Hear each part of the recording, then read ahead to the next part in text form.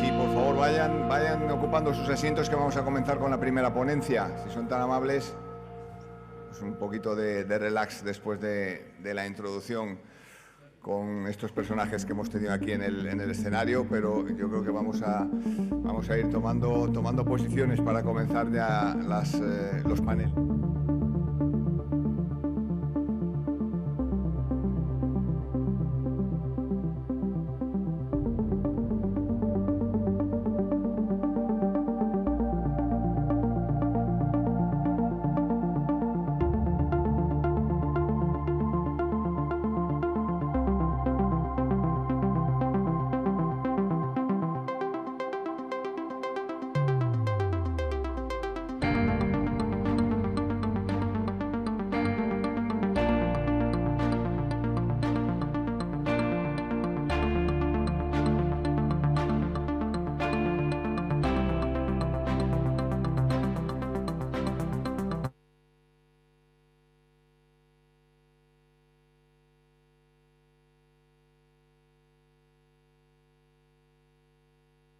En el contexto económico y social de 2022.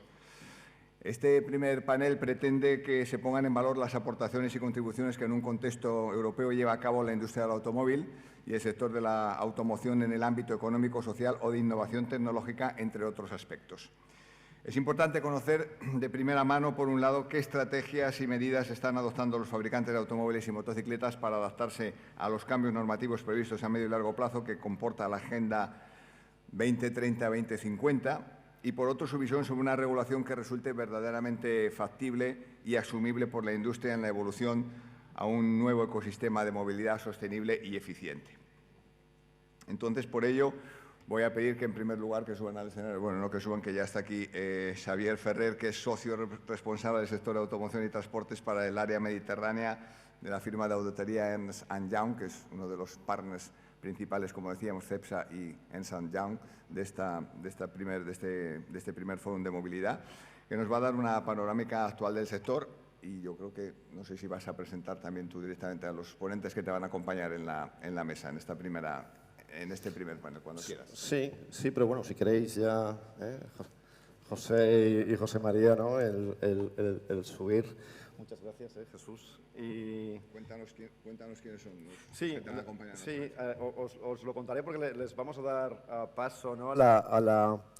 a que puedan hacer un primer speech inicial, ¿no? Tanto José, que es director general de ANFAC, como José María Riaño, ¿no? Que lo es de Anesdor. Pero antes, permitirme, ¿no? Daros los muy buenos días, ¿no? Y agradecer a la organización el poder estar aquí. Para mí es un auténtico placer. Y como bien decías, ¿no? En este primer panel vamos a centrar, ¿no? nuestra reflexión. Perdonad, que creo que se junta, ¿no? Nuestra reflexión en analizar la situación de la industria, ¿no? Y qué retos puede tener actualmente. Como os decía, tenemos a José María, va a estar también en conexión a María Martín Prat, de la Comisión Europea, creo que aún no ha entrado, pero estará por entrar. Pero sí que antes, ¿no? La organización me ha pedido que haga una breve presentación de contexto para que podamos situar básicamente situación del sector, principales retos y también algo de tendencias de futuro. Había una presentación. Iré bastante rápido para situar el sector en cifras. La producción global el año pasado a nivel de volumen, ¿no? De coches producidos aumentó un 3,1. Principalmente, no sé si hay puntero, pero veis que principalmente China y Estados Unidos son los principales motores, ¿no? Países de esa producción. Y si os fijáis, el crecimiento es un crecimiento cercano en un caso al 3,5% y en otro caso al 4%. Por tanto, a pesar de la situación en 2021, estos países han seguido produciendo más. En cambio, la parte de Europa, en el global, descendió un 3,6%. Y si os fijáis, los principales países, en este caso productores en Europa, que es Alemania y España, pues también veis en rojo, ¿no? Un poquito las cifras, ¿no? Bueno, esto obviamente, ¿no? Pues merece, ¿no? una primera reflexión, ¿no? Pero indicar, ¿no?, y recalcar que para el sector en España es un sector muy importante. Siempre lo ha sido, ¿no?, y estamos seguros que lo seguirá siendo, ¿eh? Decíamos que es el 9º productor a nivel mundial y aquí veis un poquito las aportaciones en cifras de lo que es el sector de la automoción en nuestro territorio. Se han comentado estas cifras, ¿no?, muchas veces, ¿no? 10% del PIB, generador y muy importante de empleo, también de las exportaciones, también de impuestos y de la fiscalidad, también de la inversión que hacen I+D+I, porque triplica a otros sectores lo que se dedica a esto, o sea que, en definitiva, sector muy, muy relevante, ¿no? Aquí lo que os decía, ¿no?, seguramente de estos datos, la primera reflexión sería qué debemos hacer, ¿no?, en Europa y en España para seguir siendo, ¿no?, una zona referente en este sector y más en un momento de transformación como el que estamos viviendo, ¿no? Y el momento de transformación me lleva a la siguiente slide que os quiero compartir. Básicamente nosotros representamos que el sector está afectado por una gran transformación que la centramos en estos 4 ámbitos. Uno, y muy importante, ¿no?, la parte de sostenibilidad y descarbonización. Aquí, obviamente, ¿no?, los compromisos que se han adquirido en 2030, ¿no?, de reducción del 55% de las emisiones, así como en 2035 la no venta, ¿no?, el no estar permitido la venta de coches de combustión, obviamente fija unos compromisos muy, muy fuertes y que la industria, ¿no?, pues ha tenido que acelerar y transformarse de una forma muy, muy importante para poder cubrirlos. Aquí seguramente surgen las otras reflexiones, ¿no? Es decir, estamos teniendo en cuenta los impactos que esto puede causar, los plazos son verdaderamente razonables, se está luchando con las mismas condiciones con otras geografías, ¿no?, para poder hacer esa transformación. Bueno, son aspectos que estoy seguro que hoy y en estos días aquí no van a salir y los vamos a poder comentar. Voy a pasar muy rápido con las otras tendencias, ¿no? Lo han comentado también en las presentaciones iniciales. El consumidor está cambiando, se consume de forma distinta, muy basado en la tecnología, con los datos, plataformas, software, inteligencia artificial y demás. Ahí van a haber nuevos nichos de negocio y por tanto van a aparecer nuevos players, ¿no?, que van a estar jugando y va a haber nichos de oportunidad. Y el último punto en estas aspectos, ¿no?, que están afectando el sector, la parte geopolítica, ¿no? Ahí estamos viviendo un momento, ¿no?, convulso donde se están afectando tanto para la oferta como para la demanda, ¿no? Hay ciertos aspectos que están afectando. Aquí los veis, no voy a entrar, el COVID, la guerra, el supply. Aquí, ahora viéndolo, veo que falta uno y creo que también a nivel geopolítico es importante, que es que en España no tenemos los puntos de decisión para invertir o implantar ciertas transformaciones, ¿no?, porque las empresas matrices están en otros países, ¿no?, y eso es un riesgo, ¿no?, que también hay que gestionar porque no tenemos todo el control de la cadena de valor de esa transformación. Y básicamente lo último que yo en esta introducción quería comentar es dar algunos datos, ¿no? Nosotros en EY hacemos un estudio anual que le llamamos EY Mobility Consumer Index, en este caso del 2022. Esto se ha hecho en marzo y abril a 18 países del mundo y se preguntan muchos aspectos alrededor de la movilidad. Hoy por aquí he cogido 3, básicamente. El primero, parámetros de movilidad de los usuarios. Aquí lo que nos sale es que en España se ha bajado el 9%. Coger estos datos como tendencia porque son respuestas que se toman de los encuestados, pero sí que aquí lo que quería hacer un poquito de mención es, por ejemplo, en los desplazamientos por trabajo. Aquí nos sale que en España solo un menos 3% ha bajado y como veis en otros países, ¿no?, estamos en los penúltimos y en otros países esos desplazamientos por trabajo pues han bajado muchísimo más y parece indicar que igual el teletrabajo pues puede estar, ¿no?, implantándose no como nos pensábamos, ¿no?, sino en otra forma, ¿no? El otro punto que quería comentar es cuando preguntamos al usuario si quiere o va a cambiarse el coche en los 2 próximos años. aquí la respuesta de los encuestados en España es del 51%, cosa que nos parece bastante relevante, y estamos el cuarto país, por detrás de China, India, México, pero muy por encima, ¿no?, pues de Italia, de Alemania, ¿no?, de Países Bajos, ¿no? Y yo creo que eso para el sector, y en este primer panel que es de la industria de la automoción, creo que es una buena noticia, que al menos la intención sea esa. Y ya por acabar, hemos puesto aquí un dato de la tecnología. La tecnología que el usuario pues elegiría. Aquí deciros que en España nos sale que el 62% está por ir al eléctrico, ¿vale? Y también estamos en el cuarto puesto, ¿no?, muy por delante, ¿no?, de países como Alemania, como Estados Unidos. Bueno, lo veis un poquito aquí, ¿no? Básicamente, los factores que motivan a comprar son principalmente las restricciones que se les aplican a estos vehículos de combustión. Y el otro punto que preocupa, ¿no?, que limita esa venta, ¿no?, o que vaya incrementándose, se ha dicho al inicio, ¿no?, que el parque de vehículos eléctricos aún es bajo y estamos por debajo de la media europea. Básicamente es la falta de estructura de recarga. Ese os diría que es el principal motivo. Otros años nos salía que era el coste de adquisición del vehículo y esto ha cambiado. Ahora nos sale que es la infraestructura de recarga, o sea que seguramente por ahí algo tenemos que hacer.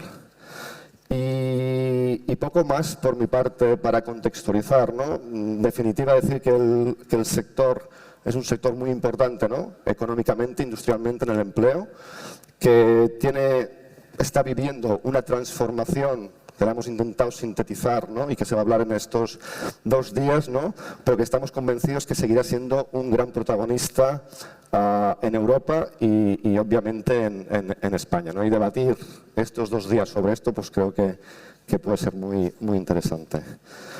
Por mi parte, os diría que poco más, simplemente dar ya paso, ¿no?, a cada uno de los ponentes, ¿no? Tenemos, os decía, le voy a dar la primer paso a José López Zafay. Van a hacer una introducción inicial. El formato de los paneles es dar cada ponente una intervención inicial y después pasaremos a unas preguntas, ¿no?, para que se pueda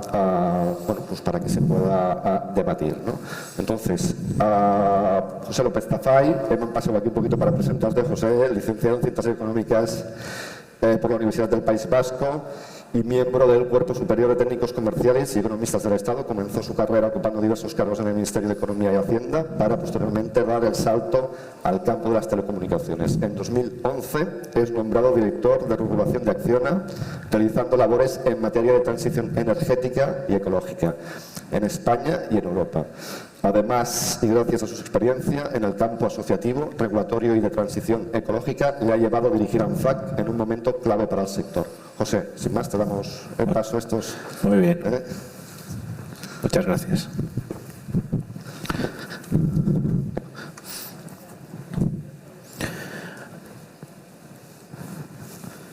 Buenos días a todos. Y en primer lugar, muchas gracias a RACE por invitar a ANFAC a esta sesión inaugural del MOU y poder también presentar un poco nuestras ideas.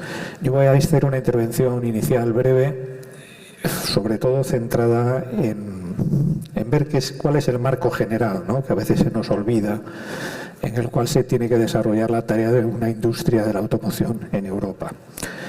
Y como ha dicho Xavi, este sector se enfrenta a una transición tecnológica como otros. Yo he trabajado en telecomunicaciones, he trabajado en energía y no es el único primer sector que se enfrenta a una transición tecnológica.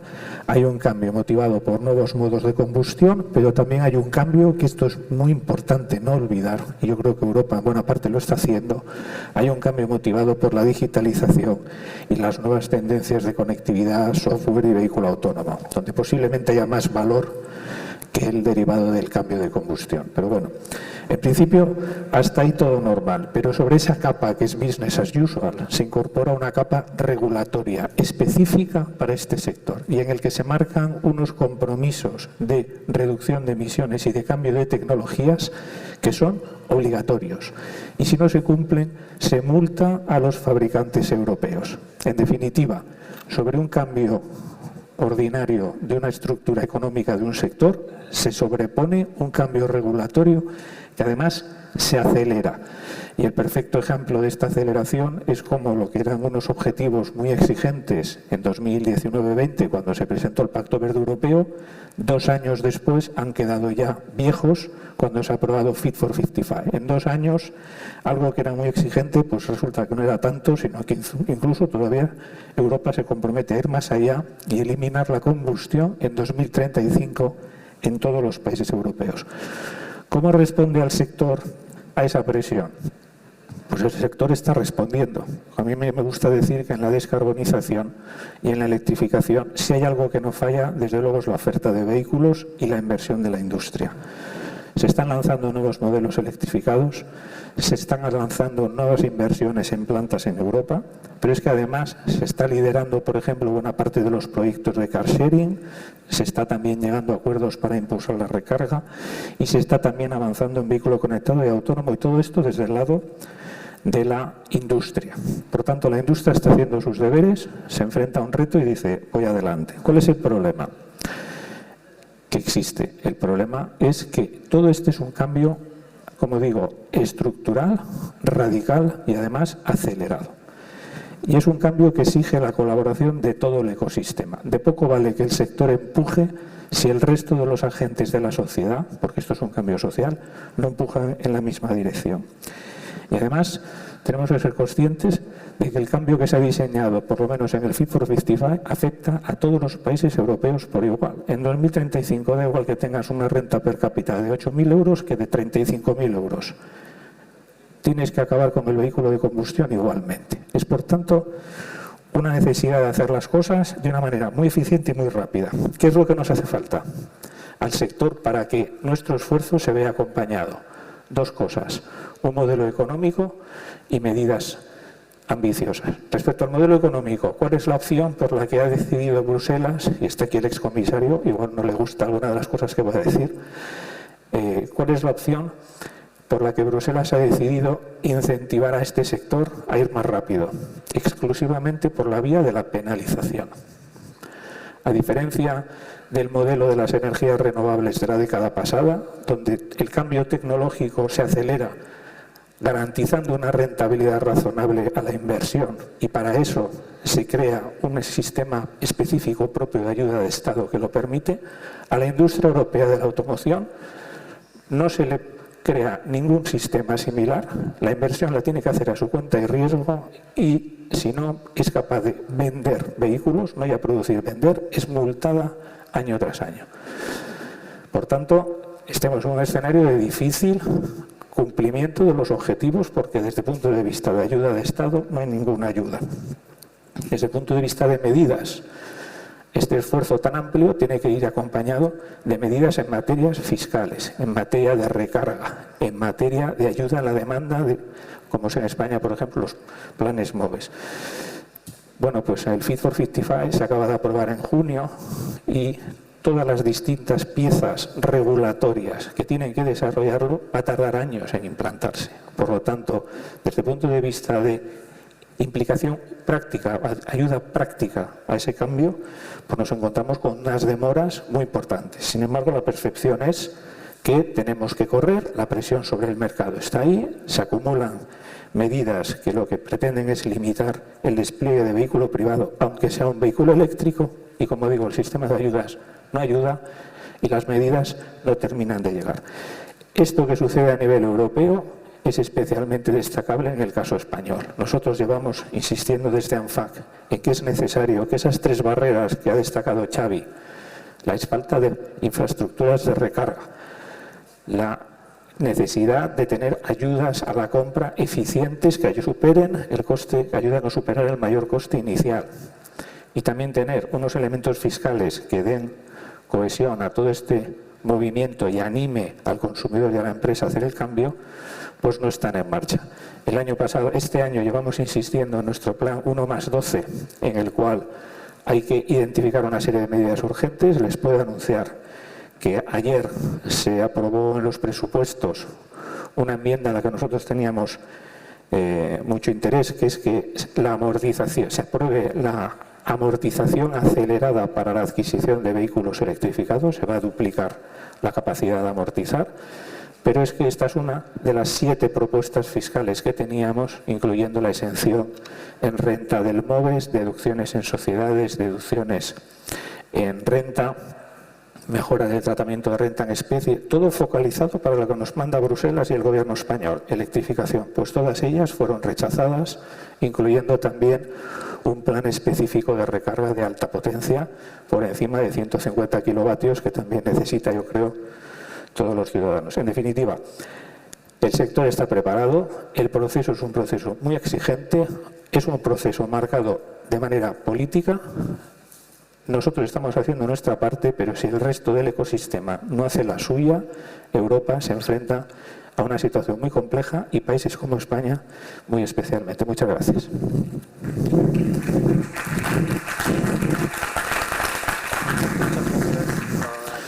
José, y ahora presentar a José María Riaño.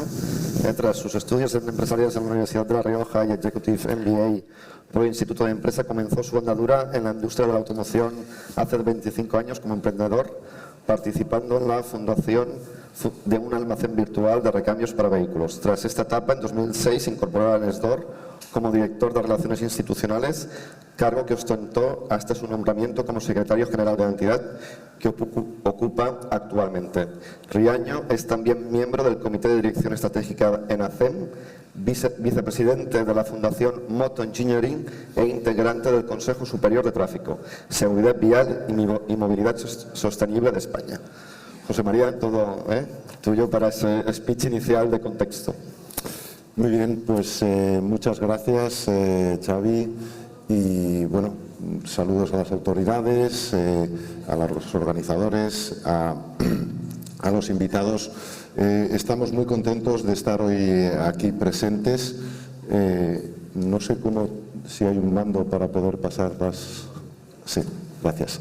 A diferencia de José, yo he traído una breve presentación, voy a ser breve también. Pero bueno,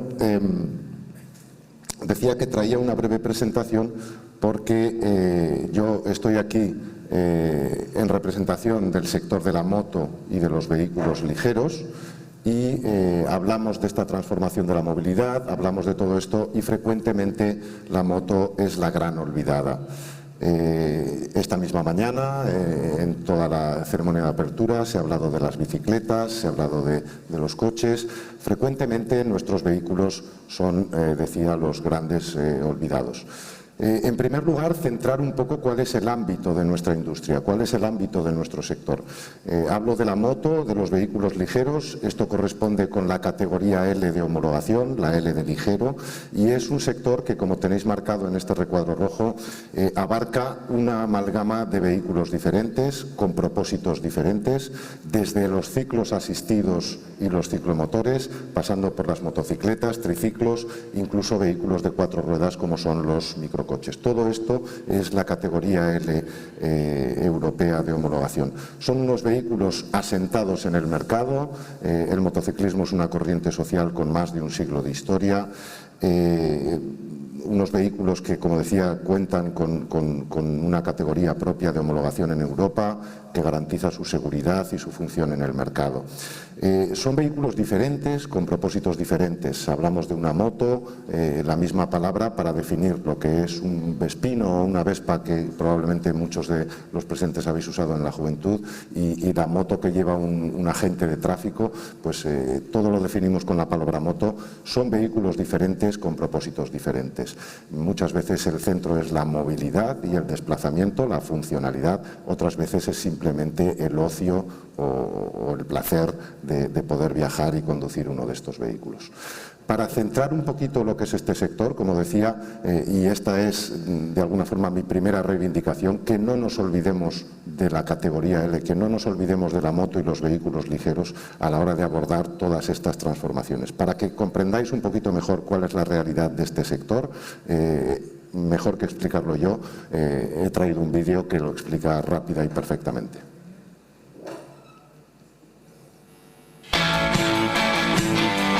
To those who ride them, powered two-wheelers, or motorcycles and mopeds, are loved for obvious reasons. Value for money, time saving, a low-polluting travel option, and an opportunity to use the vehicle simply for the pleasure of it. And they are popular. More than 40 million are on the road in Europe, with 1 million built across the EU and 1.4 million sold in 2019 alone. And for their makers, the scale and scope of the industry is lucrative, with 43 factories and R&D centers across the EU and the UK, undertaking the manufacturing of vehicles, trading, design, and much more. The scale grows further when considering the extended network of companies active in retail and wholesale, of vehicles, repair and maintenance operations, and the manufacturing and sale of protective equipment, such as gloves and helmets, suits, boots, and much more. Financially speaking, the motorcycle industry is an economic growth engine. Across the EU, it generates 21.4 billion euros of GDP, a higher sum than that of Venice, Malaga, and Palma de Mallorca, or the entire economy of Iceland. It also supports 389,000 jobs and creates 16.6 billion euros in tax revenue. And this wealth is far-reaching. For every €1 of GDP created directly by the extended network of motorcycle businesses, a further 1.8 euros of GDP in other industries is generated due to the various knock-on expenditure impacts. Outside of Europe, it's important that our relationships with foreign territories remain fluid. International trade is a critical component to the smooth running of the entire industry.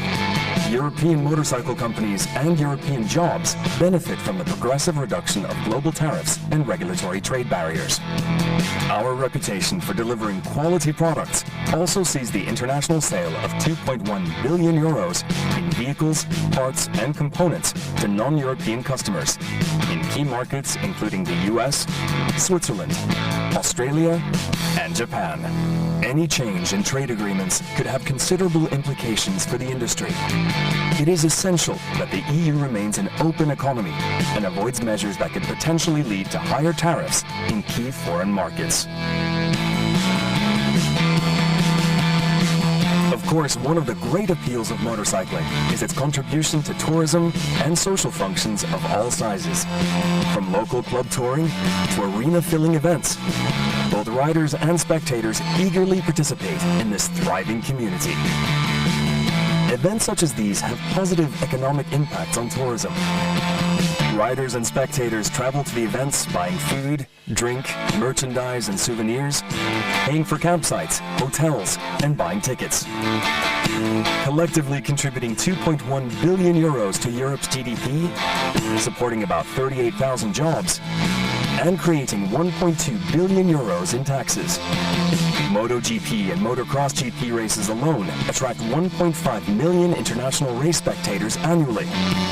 Collectively, they spent 319 million euros attending race events across European countries in 2019. But to see the biggest societal impact, look no further than our own cities and towns. Everyday use of powered two-wheelers is ideal for urban mobility. Trips in high traffic zones, short traveling distances, and requiring limited space for parking. They save enormous amounts of journey time. If only 5% of European car commuters switched to motorcycles, the aggregate time savings would be 21.2 million days per annum. Two-wheelers are very affordable due to their low fuel and operating costs. Commuting by motorcycle costs about 1/3 of the amount needed to use a car. And environmentally speaking, the average two-wheeler on the streets emits less than half of the CO2 of an average-sized car. Even better, the more common smaller two-wheelers produce even less than that. So it's clear to see. Our two-wheelers offer significant benefits to the European economy, to European mobility, to European citizens, and to the environment.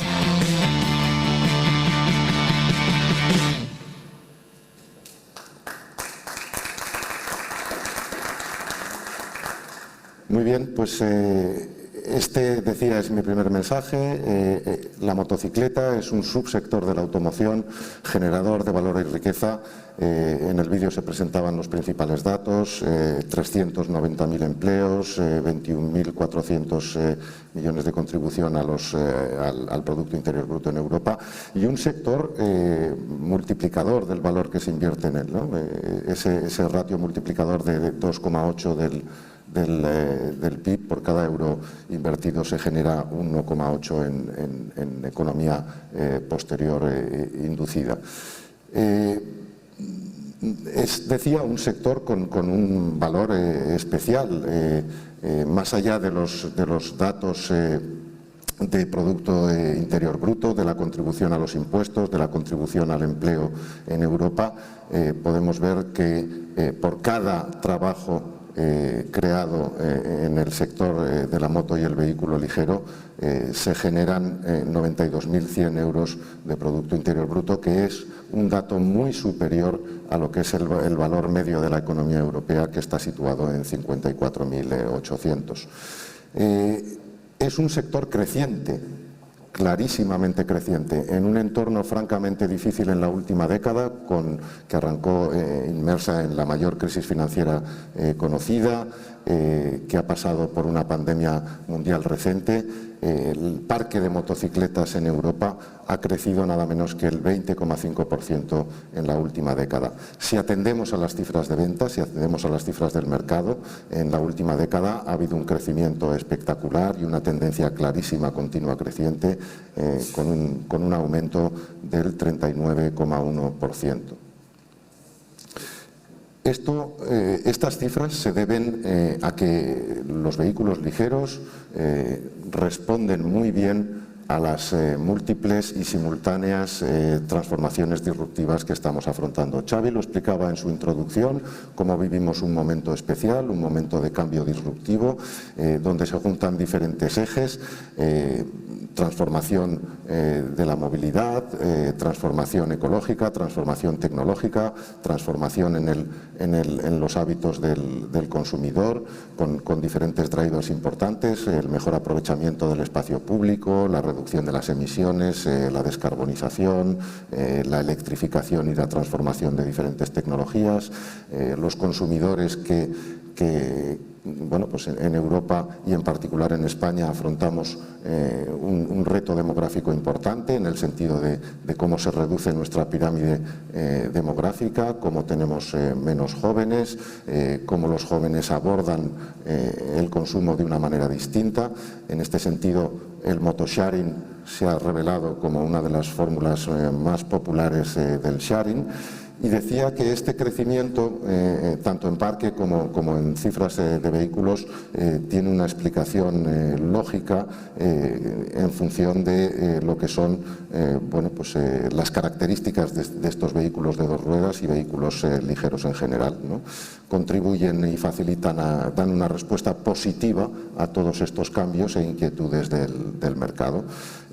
Responden muy bien a la conciliación familiar, porque reducen los tiempos de desplazamiento, permiten un mejor aprovechamiento del espacio público. En tiempos de pandemia han facilitado un transporte individual. Bueno, pues en definitiva, todas estas razones hacen que 39 millones de vehículos del parque europeo sean motos, 16% del parque español, un ahorro increíble de tiempo y traducido en economía, en ahorro económico por todas estas ventajas de la moto y de los vehículos ligeros. En términos de emisiones también presentan ventajas muy claras.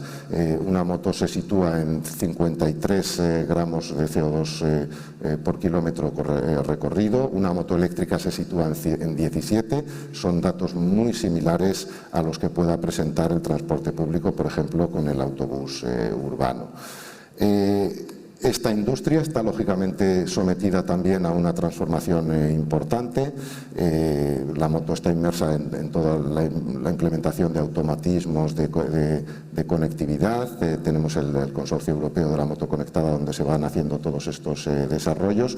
Pero, y esta es una reflexión importante, ¿de qué sirven o cuánto tardarán en trasladarse al mercado todas estas nuevas tecnologías cuando tenemos una antigüedad del parque en Europa grandísima? En el caso de España, por ejemplo, la moto se sitúa en 17 años de antigüedad. Hablamos de transformación, de descarbonización, de reducción de emisiones. El primer gran bocado que se le podría meter a las emisiones sería la renovación del parque y, sin embargo, en las políticas actuales parece que este driver no termina de ser atendido.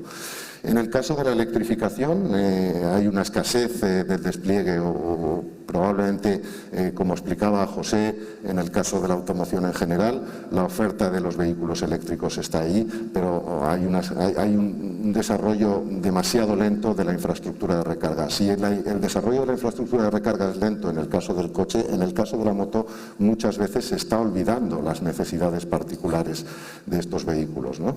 Es verdad que además de la infraestructura de recarga, trabajamos a través del consorcio de baterías intercambiables de motocicletas.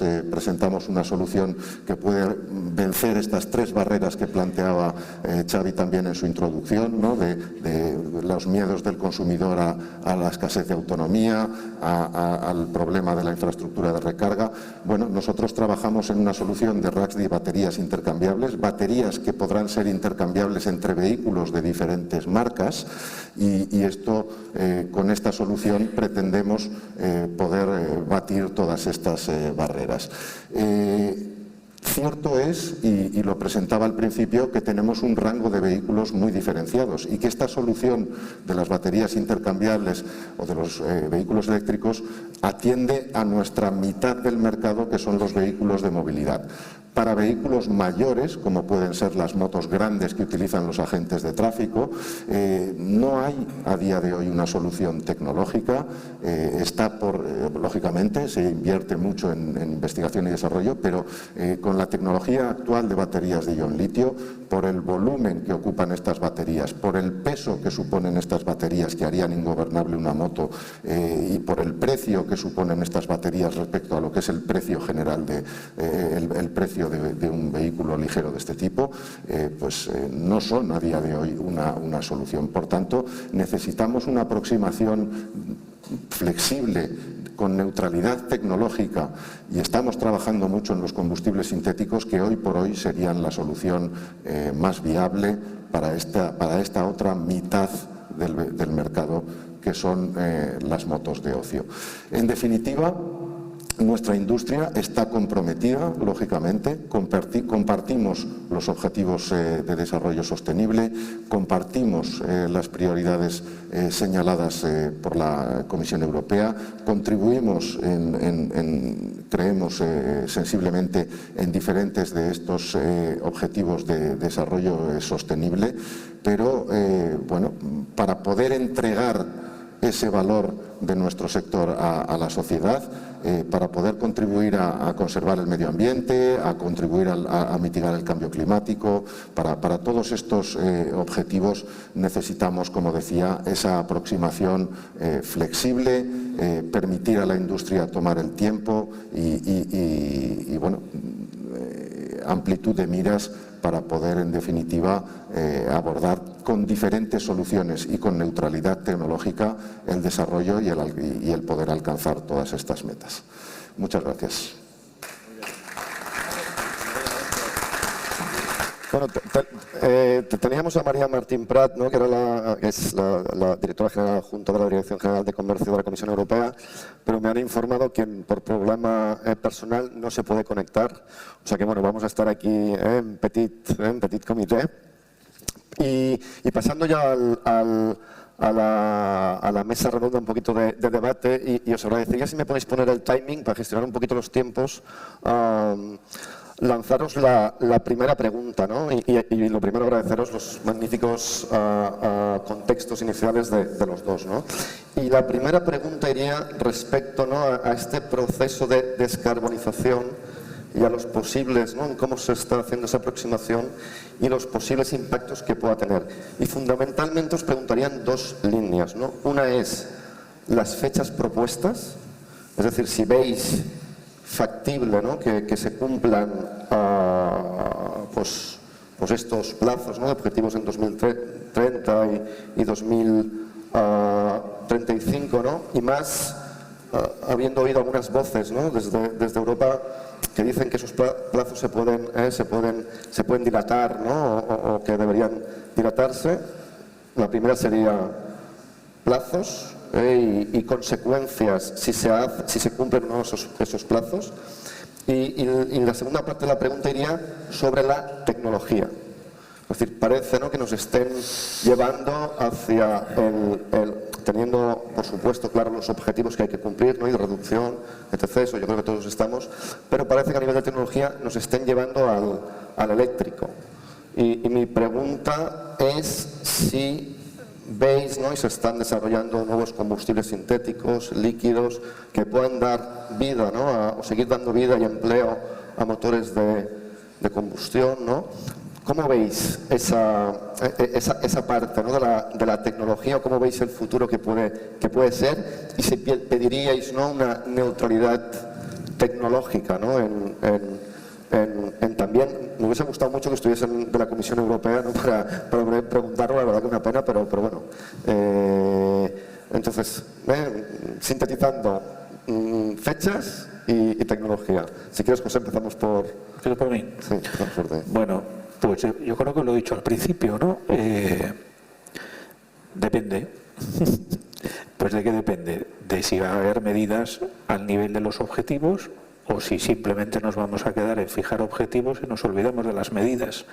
La industria va a reaccionar, la industria va a invertir, la industria se le ha indicado un camino y todas, al menos los socios de ANFAC, naturalmente tienen eso en cuenta en sus planes de inversión y están avanzando en la electrificación, que hoy por hoy es la tecnología que más fácilmente nos puede permitir cumplir con esos objetivos.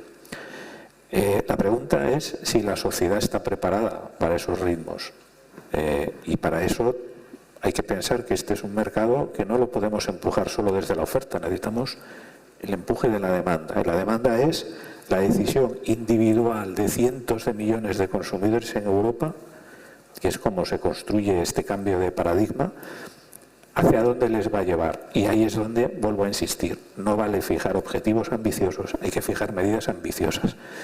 No puede ser que sigamos retrasados en materia de recarga. El reglamento de AFIR todavía no está publicado y lo que vamos a hacer es publicarlo. Lo que nadie está discutiendo es cómo se va a implantar, ¿vale? No puede ser que fiscalmente, al menos en España, no haya ninguna sola medida. En definitiva, si tú quieres algo tienes que poner esfuerzo y dinero, no basta con fijar los objetivos. Y luego, ¿qué opción tecnológica? Pues yo lo que también estoy viendo con la previsión en el Fit for 55 de que en 2026 se revise la situación, es que el concepto de neutralidad tecnológica sigue siendo determinante en todo este proceso. Esto se trata de descarbonizar, no se trata de electrificar. La electrificación va a ser sin duda la variable más importante, pero tenemos que estar abiertos como continente también a otras tecnologías. Insisto, si el objetivo es descarbonizar, no electrificar. ¿Las tendremos? Pues tienen que existir y tienen que existir a buen precio, porque si no, de poco van a valer. Sí. Es un proceso muy largo, pero si no nos fijamos en el cómo y nos quedamos en el qué, desde luego que no vamos a cumplir. Y en España los ritmos actuales son de que no vamos a cumplir. Con los ritmos y las medidas actuales y la falta de ambición en la toma de medidas, no cumpliremos. Esos son números, no es una opinión. ¿Qué pediríais para cumplir? ¿Perdón? ¿Qué pediríais para poder...? Pues para empezar con que se adopten las medidas que hemos incluido en nuestro plan 1+12. En primer lugar, un modelo de movilidad claro en el que la sociedad española dice yo quiero descarbonizar, pero quiero que el vehículo privado sea un modo de transporte tan deseable como cualquier otro. Quiero un modelo con coches limpios, pero con coches.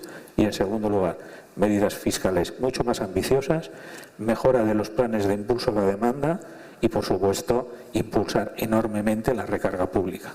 En un país sin garajes privados como es España, si no tenemos una solución para la recarga pública, nos vamos a quedar atrás. José María, en vuestro caso. Planteas plazos y tecnologías, ¿no?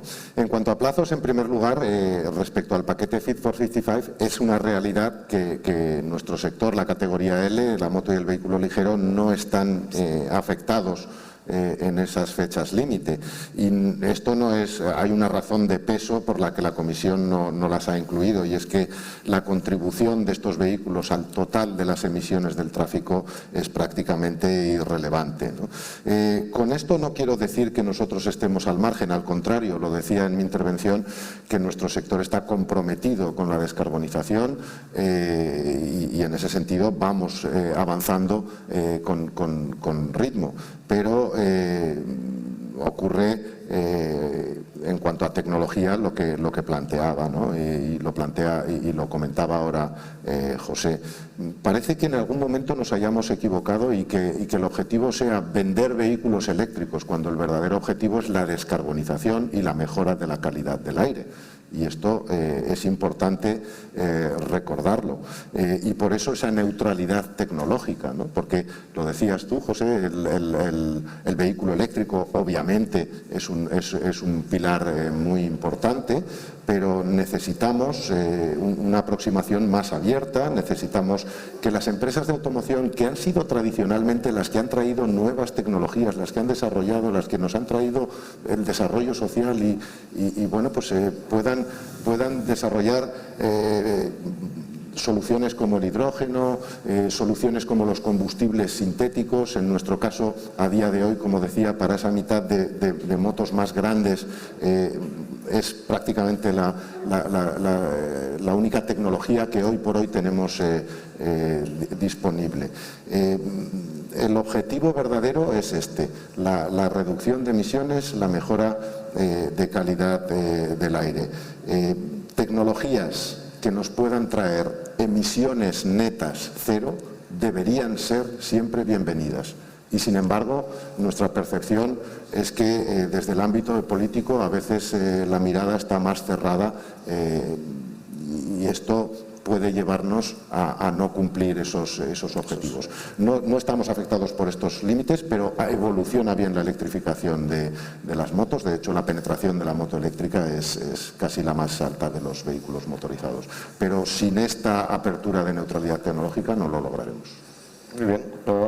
El siguiente aspecto, ¿no?, que quería preguntaros y que puede ir relacionado, ¿no?, dependiendo de los impactos que pueda tener, ¿no?, las medidas que estamos diciendo, es ¿cómo veis el futuro de la industria tanto, ¿no?, en Europa y en España, ¿no?, viendo un poquito también las cifras que poníamos al principio, ¿no?, donde hay dos grandes regiones, ¿no?, que a veces algunas de ellas no pueden tener la misma legislación, no pueden tener los mismos mecanismos, ¿no?, para que se le exigen, ¿no?, en estos objetivos de descarbonización y claro, luchar, ¿no?, o competir en esas circunstancias, ¿no?, pues puede ser alguna desventaja competitiva.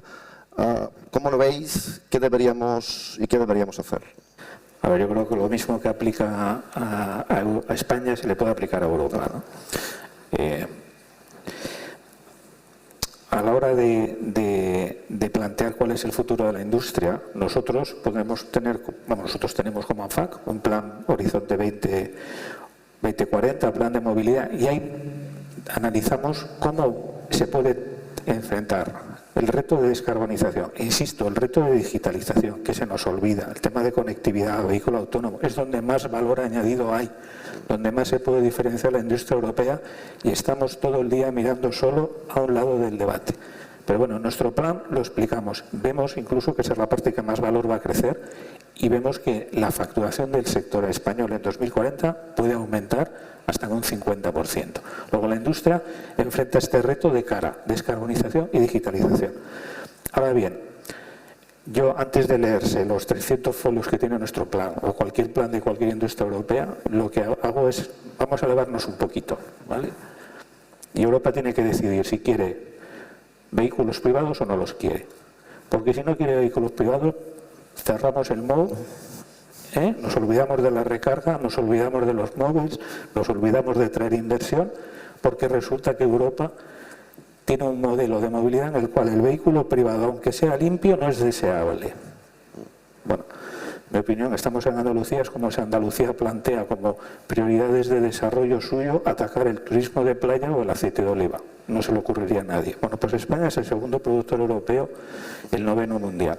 España tiene que definir su propio modelo de movilidad, y nuestro modelo de movilidad tiene que ser sostenible, multimodal, donde se incorporen todas las ventajas que nos dan las tecnologías, pero donde tengamos claro también que un vehículo privado es tan deseable y defendible como cualquier otro modo de movilidad. Partiendo de esa base, ya podremos ver unos 300 folios. Pero si esa base no la tenemos clara como país y la estamos reivindicando todo el sector continuamente, generamos unas confusiones en los decisores políticos, en los consumidores, en la sociedad, que lo único que hace es penalizarnos. Y mientras nosotros estamos diletando, hay países que están deseando que nosotros pasemos a ser el 9º al 10º y del 2º al 3º. Entonces, back to basics, tengamos las cosas claras y a partir de ahí claro que hay futuro. Muy bien. José María. No puedo sino abundar en lo que está diciendo José, en la importancia de definir bien este modelo de movilidad, y no es lo que estamos escuchando desde el ámbito político. Hay que recordar que la movilidad, reducir la movilidad no podría ser un objetivo. La movilidad es desarrollo económico, es desarrollo social, es bienestar. Y ahora parece que todo esto lo queremos reducir. Bueno, la libertad de las personas y el facilitar estos movimientos, como digo, es desarrollo económico y es bienestar de la sociedad. Y bueno, en cuanto a Europa, pues tenemos una ventaja competitiva tradicional en la automoción, si cerramos, una vez más, como decía, y lamento ser pesado, pero es que si cerramos los ojos a la neutralidad tecnológica, si cerramos los ojos a los combustibles sintéticos, a soluciones que verdaderamente son emisiones netas cero y por tanto dan respuesta a la inquietud de descarbonización y de calidad del aire, pero si cerramos la mirada a esto, pues nos estamos disparando en un pie, sinceramente. Muy bien. Y sí que la última pregunta me gustaría preguntaros pues, acerca de la oportunidad, ¿no?, que pueden ser los fondos europeos, ¿no?, y los Next Generation EU Funds, ¿no? Y en ese ser, ¿no?, un driver que nos pueda ayudar a esa transformación que la industria europea necesita, ¿no? Y me gustaría vuestra reflexión al respecto. Y también, ¿no?, viendo un poquito la primera convocatoria que ha habido, ¿no?, el por qué ese resultado de no toda la asignación que estaba dotada, ¿no?, al final se ha puesto, ¿no? Y si veis un poquito el por qué, ¿no?, si pensáis que se van a poder pues, utilizar todos esos fondos que están destinados para esta transformación. Si queréis, José, empiezo también. Sí, bueno, empezamos rápido. Yo valoro. Sí. Creo que nos han cortado un poquito el tiempo, porque me he fijado que empezábamos a 1:30, más o menos, ¿no? Pero bueno, nos damos seré rápido. Un minutito, porque sí que creo que es un tema relevante, ¿no? En primer lugar, damos enormemente la bienvenida a que el primer PERTE fuese el del vehículo eléctrico conectado. Creo que eso es una señal de apoyo a la industria importante. ¿Por qué los datos de cumplimiento no han sido lo que se esperaba? Porque para movilizar grandes inversiones industriales, los tiempos constreñidos, como es el caso del PERTE, marcados mucho por Bruselas, pues no facilitan la tarea. Las empresas tienen su ritmo de inversión y no puedes improvisar, por mucha ayuda que haya, un plan de inversión radical, aunque quieras, en ocasiones, porque no estás en otro proceso en ese momento, en otra fase de la inversión. A futuro esto lo tendremos que trabajar como país, porque no lo podemos perder esos recursos para el sector. Hay que trabajar en mejorar los plazos, algunas condiciones de cómo se gestionan los PERTES, porque quizá tienen demasiada complejidad administrativa, y trabajar para apoyar este dinero que viene de Bruselas, pero ojo, no nos olvidemos que luego hay un presupuesto nacional que en buena parte del motivo por el que España tiene un retraso en electrificación es porque los presupuestos nacionales dedicados a la electrificación han sido históricamente mucho menores de los países con los que competimos. Entonces, al margen de lo que venga o deje de venir de Bruselas, que hay que maximizarlo a tope y bienvenido sea, vuelvo a decir lo mismo. Por ejemplo, la fiscalidad española no tiene ningún beneficio, ninguna medida que incentive la electrificación. Esos son recursos nacionales. Si decidimos que no lo dedicamos a un sector donde hay emergencia climática, pues tenemos un problema de contradicción evidente. Muy bien. En nuestro caso, bueno, es verdad que el primer PERTE ha sido dedicado a la automoción, ese es un gesto muy valioso. Es verdad que nuestro sector ha participado con el Gobierno desde el minuto 1 en esta mesa de automoción. Pero bueno, la forma de estructurar finalmente los PERTEs, pues debido a que nuestras empresas son más pequeñas que las empresas de los coches, bueno, yo creo que la intención era buena en cuanto a considerar, intentar que esos proyectos de verdad sean tractores de la economía, pero en nuestro caso la estructura de los PERTEs actual no casa con el tamaño de nuestras empresas y eso no nos ha permitido aprovechar verdaderamente todo este marco de financiación. Pues bueno, yo, si os parece, lo dejamos aquí. Desafortunadamente no tenemos más tiempo. Agradeceros vuestras reflexiones, particularmente creo que han sido muy interesantes y espero que hayan sido del interés de nuestra audiencia. Y bueno, muchas gracias y espero que nos veamos pronto. Muy bien. Bueno, muchas gracias. Gracias a Xavier Ferrer, a José López Tafall y a José María Ardeaño por esta primera exposición, interesante exposición sobre este Mou Forum. Y vamos a hacer una pequeña pausa, pequeñita, unos 10-15 minutos para tomar un café y volvemos con el panel número 2 que trata sobre el horizonte 2030-2050, retos, consecuencias y verdaderos impactos. Así pues, hasta dentro de unos instantes. Gracias.